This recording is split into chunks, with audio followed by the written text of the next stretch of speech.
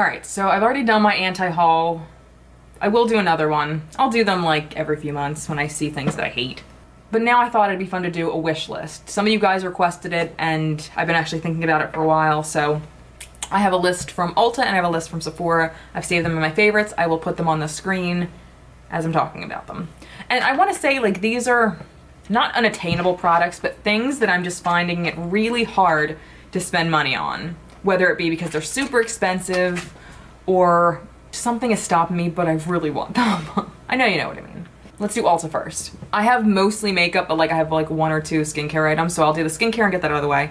The first is by Skin Food. This is the Royal Honey Propolis Enrich Essence. It's just a really nice bottle, but it's $40. Royal Honey Propolis Enrich Essence is a fully nutritious essence that contains 63% black bee propolis, 10% royal jelly, and 10% black honeydew extract to build a firm barrier for radiant and moist skin. That sounds great. I really want to try it.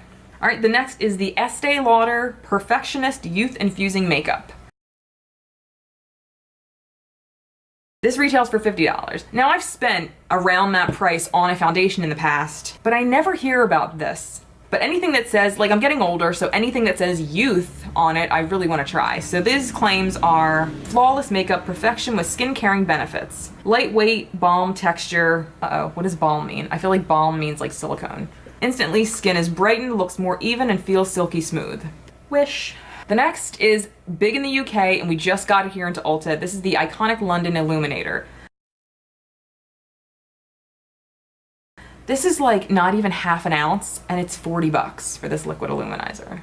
But it looks gorgeous. All right, the next 2 palettes are from Storybook Cosmetics. Again, I've spent around this on palettes before, but I don't know what's stopping me from trying these. Maybe because I don't see a ton of things about them, so I'm just not sure if it's worth it. But Ulta has a great return policy, so I really don't see what the big fucking deal is. So the first one is the Wizardry and Witchcraft eyeshadow palette. And the second is the Charlie and the Chocolate Factory eyeshadow palette. All right, let's go on to Sephora. And I have 2 brushes to talk about. The first is from Sarat Beauty. I think that's how I pronounce it. They were the first company, and I was like so floored because they are a luxury brand. They're sold at Sephora. I think Net-a-Porter or Net-a-Porter sells them, Beautylish. They sent me like a PR box. I was like so flattered. They never sent me anything else after that, but I mean, I was so like grateful and honored that they sent me stuff. And they were like the first, like, let alone high-end brand or luxury brand, they were the first like brand to send me something. So anyway, I have a little special place in my heart for them. They have an artistic face brush that retails for $230. Now, I'm not gonna lie, I really want to try it to see if it's worth $230. So basically this says, this face brush easily distributes and blends powder products. Each high quality brush is crafted from hand-tied natural fibers by a skilled artisan. That sounds very intriguing. Sarat, if you're watching. No, you're not, but still. All right, the next brush is from Kevyn Aucoin. This retails for $78, and it's their loose powder brush.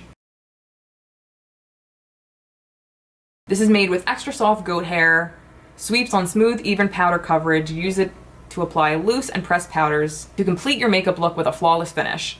Doesn't sound like anything special, but I mean, again, if they're charging this much for it, I'd like to know why. I want to try it and see why, if it's worth it. But I mean, I would never spend that on a brush.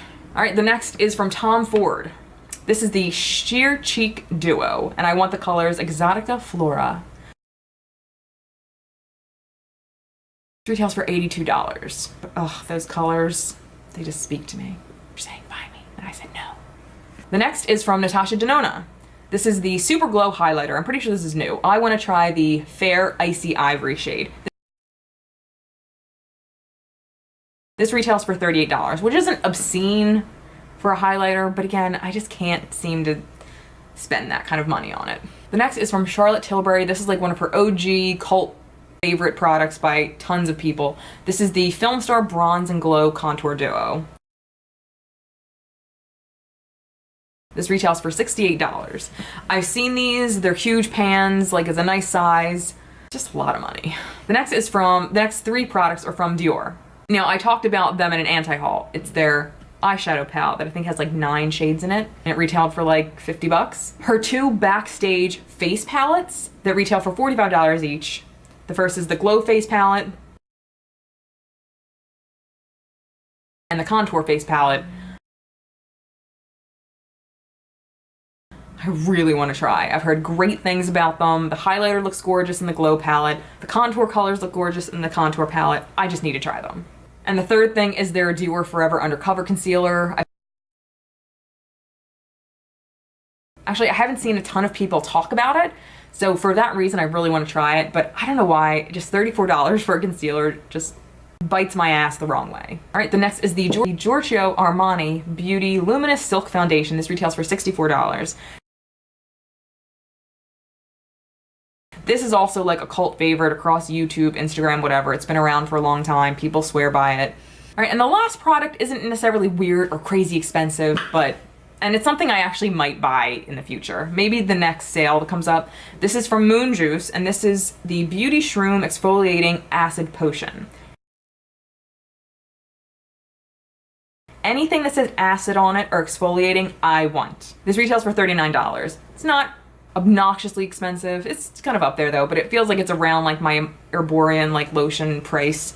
I want to get all these things and try them. If I don't like them, I can return them. But I mean, they're not like clothes. Like, I don't like returning things. So if I can avoid it, I will. So that was it for my wish list. What are some things that you really want, you just can't bring yourself to buy? Let me know in the comments below. And until next time, I'll see you guys later. Bye.